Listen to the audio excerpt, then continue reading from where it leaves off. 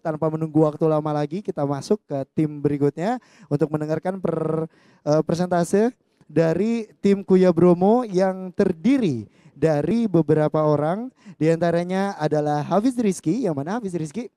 Hafiz Al-Quran juga enggak? Enggak, oh, belum rencana ya. Terus ada Muhammad Ilham yang mana? Oke, Muhammad Ilham dan juga ada Agi Farhan. Oke, karena ada Muhammad Ilham di sini, semoga kalian semua diilhami. Langsung saja kita saksikan bersama-sama ini penampilan dan juga presentasi dari Kuya Bromo.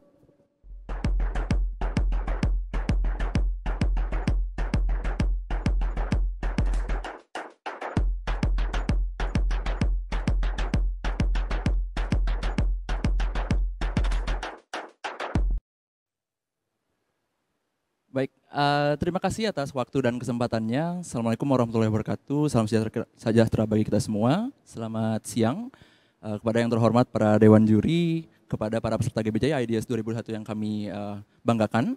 Pada hari ini izinkan kami untuk mempresentasikan inovasi kami yang berjudul BIM IoT Integration to Achieve Modular-Based Sustainable Construction Management in Indonesia. Presentasi kali ini merupakan hasil evaluasi dan refinement dari tahap sebelumnya, yaitu tahap bootcamp, sehingga sebelumnya kami ingin mengucapkan terima kasih yang sebesar-besarnya kepada para mentor dan juga Green Building Council Indonesia atas kesempatan belajar dan wadah pembelajaran yang sangat berharga hingga titik ini. Next. Pada hari ini saya akan ditemani oleh kedua rekan saya, yaitu Agi dan juga Hafiz, di mana kami bertiga merupakan mahasiswa teknik sipil dari Institut Teknologi Bandung. Next. Ya, sebelum memulai presentasi pada hari ini, berikut adalah outline dari pembahasan yang kami coba bawakan, di mana pertama-tama saya akan menjelaskan mengenai problem statement dan juga mimpi kami untuk Indonesia, kemudian akan dilanjutkan dengan penjelasan mengenai inovasi kami itu sendiri, dan tentunya kami akan menutup presentasi ini dengan menjelaskan keuntungan dan juga potensi dari pengembangan dan juga potensi dari penggunaan inovasi kami di masa yang akan datang. Next. Ya, next lagi, bisa sekali lagi. Ya, oke, terima kasih. Jadi pada tahap awal kita harus mengetahui terlebih dahulu apa permasalahan dari industri konstruksi itu sendiri. Di mana pada slide ini industri konstruksi tentu bertanggung jawab terhadap hal-hal seperti karbon emisi, kemudian generasi limbah, dan tentu saja juga pemakaian energi dan sumber daya alam secara global.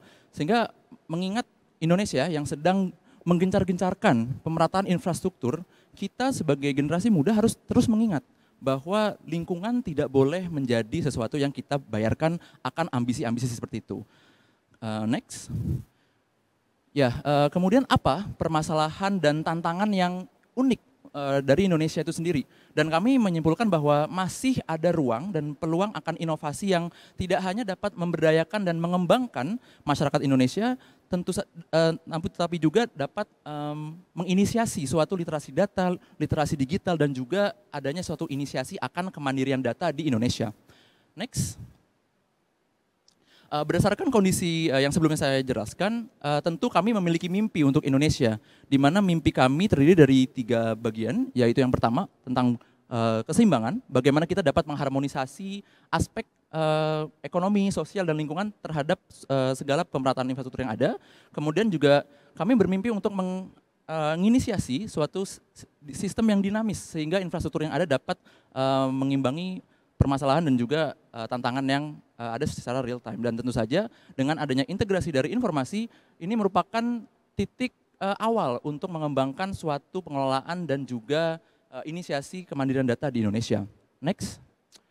Berdasarkan kondisi yang kami impikan, suatu konsep dengan mengintegrasikan suatu konsep information based construction, atau mungkin yang lebih kerap dikenal sebagai building information modeling atau BIM, dengan Internet of Things dapat menjawab ketiga mimpi kami yang sebelumnya, di mana dengan adanya integrasi dari BIM dan Internet of Things, kita dapat tentu menciptakan suatu informasi atau infrastruktur yang dinamis, kemudian dapat menyeimbangkan pemerataan infrastruktur yang ada, dan tentu saja dari data-data yang terkumpul kita dapat menginisiasi suatu kemandirian data dan pengelolaan data yang terintegrasi di Indonesia. Next. Apabila kita melihat dari satu siklus pengadaan suatu konstruksi itu sendiri, dengan mengintegrasikan BIM dan Internet of Things itu sendiri, kita dapat menginisiasi seperti lesson learn atau analisis yang tidak hanya kita dapat meninjau dari fase operasional bangunan saja, tetapi dari satu siklus pengadaan infrastruktur, mulai dari tahap awal yaitu perancangan dan konstruksi hingga tahap akhir dan demolisi. Sehingga untuk mengeksplorasi lebih jauh bagaimana BIM dan integrasi dari BIM dan Internet of Things ini ke dalam satu siklus pengadaan suatu infrastruktur, saya langsung saja berikan kesempatan kepada teman saya Agi. Oke, terima kasih Ilham. Bisa di next slide-nya? Oke, untuk mewujudkan mimpi kami mencoba mengimplementasikannya menggunakan salah satu platform yaitu Amazon Web Services. Nah, di mana untuk tahapan pertama dimulai dari tahapan ekstraksi data. Nah, di sini kami akan mengekstraksi data, baik data dynamic dan juga data statik. Data dynamic yang kami maksud adalah data yang berubah terhadap waktu. Sebagai contoh, data sensor, data home appliances, dan juga occupants data.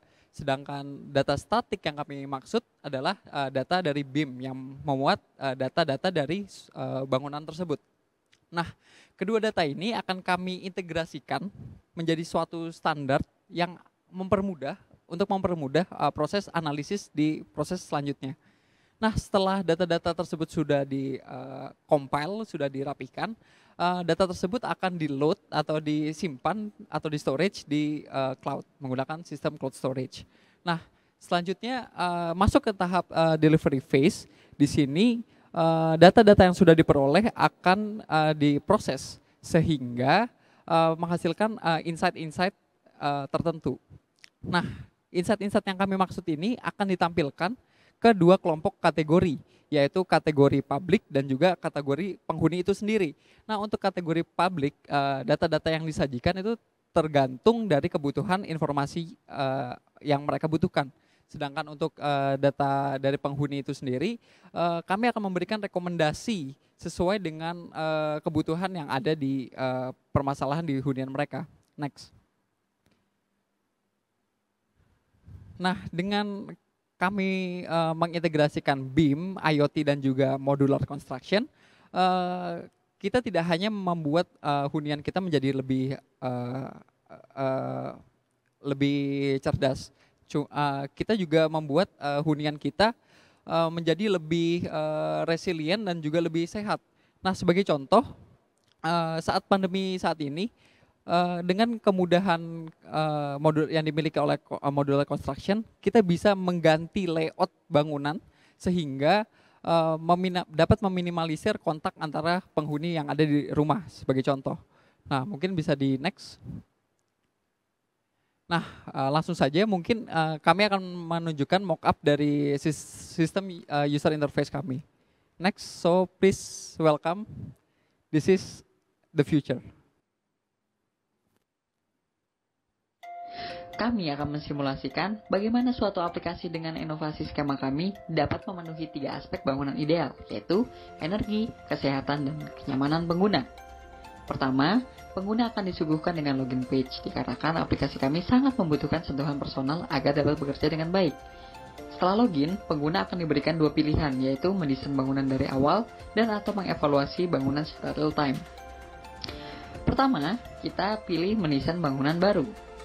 Pengguna hanya memasukkan preferensi personal untuk mendapatkan bangunan idealnya. Setelah memasukkan semua preferensi dengan menggunakan fitur AI dan machine learning, aplikasi kami dapat menghasilkan desain layout bangunan yang memenuhi 3 aspek. Pada menu ini, pengguna dapat melihat proyeksi performa bangunan di masa yang akan datang, beserta alternatif pilihan yang dinilai sesuai dengan preferensi pengguna masing-masing. Sekarang, kita akan menjelajahi fitur aplikasi kami, yaitu mengevaluasi performa bangunan secara real time. Untuk menggunakan fitur ini, pengguna harus mengunggah data existing bangunan mereka. Setelah aplikasi kami menganalisis data yang dimasukkan, selanjutnya pengguna memasukkan secara konfigurasi sensor dan smart home device melalui menu IoT Hub. Setelah memasukkan data sensor dan smart home device, maka secara otomatis aplikasi kami akan menghitung performa bangunan Anda. Dengan menggunakan teknologi AI, pengguna diberikan saran untuk memperbaiki performa bangunannya. Saran yang diberikan memiliki tingkatannya tersendiri, dimulai dari saran yang paling mudah, yaitu merubah kebiasaan pengguna, penyesuaian konfigurasi sensor, dan smart home devices. Hingga yang paling kompleks adalah dengan merubah layout bangunan. Fitur yang diberikan kurang lebih sama dengan apa yang sudah dijelaskan sebelumnya. Perancangan platform open data sesuai dengan skema yang kami tawarkan akan terbagi menjadi 3 bagian. Yang pertama yaitu main landing page untuk masyarakat umum yang baru ingin mengenal konsep net zero dan healthy. Pada landing page ini akan disajikan berbagai topik dan artikel ringan terkait konsep dasar net zero dan healthy living serta pengembangannya dalam dunia konstruksi. Kemudian untuk pihak yang ingin mengeksplorasi lebih jauh dapat menggunakan portal khusus untuk pelajar atau sebagai profesional. Apabila masuk sebagai pelajar, pengguna dapat mengamati suatu summary dari perhitungan-perhitungan yang sudah diagregasi sedemikian rupa untuk mendapatkan insight dari tempat sekitarnya terkait topik net zero dan healthy living. Sedangkan apabila masuk sebagai researcher, pengguna dapat melakukan hal yang lebih kompleks dengan data mentah yang tersedia dari berbagai sensor, data BIM, dan riset sebelumnya sebagai sumber data yang kaya dan terorganisir untuk memudahkan kemajuan riset lanjutan di bidang energi, berlanjutan, dan tentunya net zero dan healthy building secara real time. Seluruh fitur yang tersedia pada website ini memungkinkan baik dari masyarakat umum, pelajar, profesional, hingga pemangku kebijakan untuk belajar, menggali lebih jauh, dan mengembangkan tren keberlanjutan ini di masa yang akan datang. Nah, untuk menjawab permasalahan yang unik yang ada di Indonesia, sebagaimana yang kita ketahui, Indonesia itu terdiri dari berbagai suku dan budaya, yang mana personal touch sangat mempengaruhi preferensi dari penghuni tersebut. Nah, oleh sebab itu kami akan mempromot interaction yang lebih mudah sehingga penghuni dan juga bangunannya dapat berinteraksi dengan lebih mudah. Dan yang terakhir, di sini juga merupakan peluang emas ya bagi Indonesia untuk menjadi data independent nation. Sehingga kita tidak perlu berpengaruh bergantung kepada negara lain. Next. Nah, berdasarkan Green Building Council yang berdasarkan Green Shape Net Zero Healthy Building yang sudah pernah dipaparkan pada bulan Agustus, inovasi kami dapat menciptakan bangunan yang lebih nyaman dan juga dapat mengoptimasi struktur bangunan yang ada. Next. Baik, terima kasih Agi atas kesempatannya. Sekarang saya akan menjelaskan tentang prospek inovasi kami di masa yang akan datang, di mana kami akan membagi ini menjadi 2 hal utama. Yang pertama adalah bagaimana caranya untuk menginisiasi suatu standar pendataan yang baik, di mana di hal ini kami juga akan menyinggung tentang bagaimana cara mengembangkan sistem kami secara berkelanjutan. Dan juga yang kedua adalah bagaimana superioritas data akan memudahkan proses pengambilan data secara real time, keuntungannya seperti apa. Kemudian untuk pembahasan kedua adalah two-way interaction atau interaksi 2 arah. Bagaimana caranya inovasi kami meningkatkan interaksi 2 arah antara manusia dengan infrastrukturnya. Next. Nah, yang pertama adalah data management plan yang sudah kami modifikasi, di mana ini merupakan strategi untuk menginisiasi standarisasi data dan juga penyimpanan data yang terintegrasi, di mana ini terbagi menjadi 4 tahap. Yang pertama adalah data extraction, di mana data-data ini diformat menjadi bentuk yang universal agar bisa dibaca oleh program-program sederhana. Kemudian tahap yang kedua adalah storing, yaitu di mana adanya suatu sistem penyimpanan yang kami bagi menjadi 3 level seperti yang tertera pada slide. Kemudian yang ketiga adalah adanya suatu kapabilitas penyimpanan data yang memungkinkan untuk proses membagikan dan menggunakan kembali data yang sudah ada.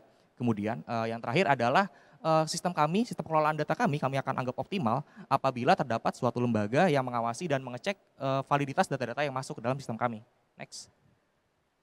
Kemudian kami akan menjelaskan tentang 3 cara untuk terus memperbaiki sistem kami secara berkelanjutan. Yang pertama adalah melakukan monitoring atau pengawasan data secara terus-menerus. Kemudian yang kedua adalah melakukan perbaikan atau update software-software yang kami gunakan secara wireless. Kemudian yang terakhir adalah menginisiasi suatu standar atau manual yang mudah digunakan untuk masyarakat luas.